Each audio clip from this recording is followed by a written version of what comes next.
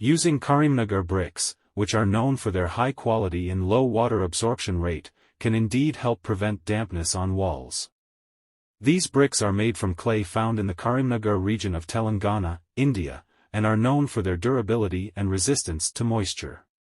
Here are some tips to ensure that Karimnagar bricks effectively prevent dampness on walls. 1. Proper installation. Ensure that the bricks are laid properly with adequate mortar and a proper bond pattern to minimize gaps where moisture can seep in.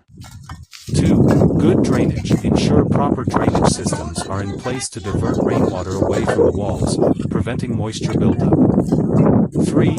Waterproofing. Apply a waterproofing membrane or sealant to the exterior surface of the walls to further protect against moisture penetration.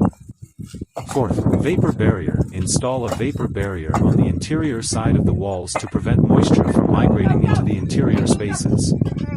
5. Proper ventilation. Ensure adequate ventilation within the building to allow moisture to escape, reducing the likelihood of condensation and dampness. By incorporating these measures along with the use of Karimnagar bricks, you can significantly reduce the risk of dampness on walls in your construction project.